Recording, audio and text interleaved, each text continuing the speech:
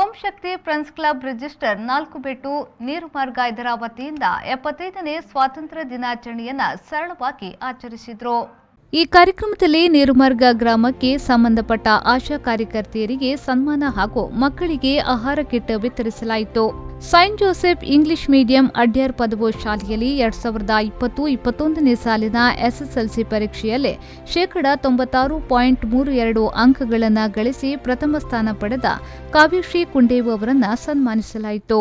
ಅತಿಥಿಗಳಾದ ಫಲಾನುಭವಿಗಳ ಪ್ರಕೋಷ್ಠದ ಜಿಲ್ಲಾ ಸಂಚಾಲಕರಾದ ಗೋಕುಲ್ದಾಸ್ ಶೆಟ್ಟಿ, ಮಂಗಳೂರಿನ ನ್ಯಾಯವಾದಿ Satish ಕಂಪ, BA LLP, Bethell ಏರೆಂಜರ್ಸ್ Vamanjoor ಇದರ ಮಾಲಕರಾದ ಸ್ಟ್ಯಾನಿ ಪ್ರೇಮ್, ನೀರುಮಾರ್ಗ ಗ್ರಾಮ ಪಂಚಾಯತ್ ಸದಸ್ಯೆ ಸತ್ಯಾಕ್ಷಿ, ಅನಂತ ಪದ್ಮನಾಭ, ಸುಬ್ರಹ್ಮಣ್ಯ ದೇವಸ್ಥಾನದ ಆಡಳಿತ ಸಮಿತಿಯ ಸದಸ್ಯೆಯಾದ ವೀಣಾ ಭಾಸ್ಕರ್, ಸಂಘದ ಉಪಾಧ್ಯಕ್ಷರಾದ ಯಶೋಧರ್ ಟೈಲರ್ ಕುಂಡೇವು ಉಪಸ್ಥಿತರಿದ್ದರು.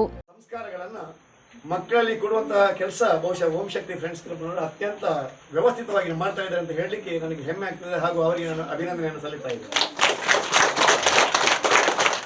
ಇವತ್ತಿನ ಈ ಸ್ವಾತಂತ್ರ್ಯೋತ್ಸವದ ಬಗ್ಗೆ ನಾನು ಹಿಂದಿನ ವಿಚಾರಗಳನ್ನು ಹೇಳೋದಕ್ಕಿಂತ ಹೆಚ್ಚು ಈಗ ಪ್ರಸ್ತುತ ವಿಚಾರಗಳ ಬಗ್ಗೆ ಹೇಳುವುದು ಹೆಚ್ಚು ಸೂಕ್ತ ಅನಿಸ್ತದೆ. ಯಾಕಂದರೆ ಈ ಸ್ವಾತಂತ್ರ್ಯೋತ್ಸವವನ್ನು ಕೇವಲ ನಾವು ಕಾಟಾಚಾರಕ್ಕೆ ಮಾಡದೆ ರಾಷ್ಟ್ರಧ್ವಜವನ್ನು ಅರಳಿಸುವ ಮೂಲಕ ವಿದ್ಯುಕ್ತವಾಗಿ ಚಾಲನೆ ಕೊಟ್ಟ ಬಳಿಕ ಸೇವಾ ಕಾರ್ಯದಲ್ಲಿ ನಾವು ತೊಡಗಿಸಿಕೊಂಡಿರುವುದು ಬಹುಶಃ ಇಂದಿನ ಯುವ ಪರಂಪರೆಗೆ ನಾವು ಒಂದು ಮಾರ್ಗದರ್ಶನ ಅಂತ ಹೇಳ್ಬೋದು.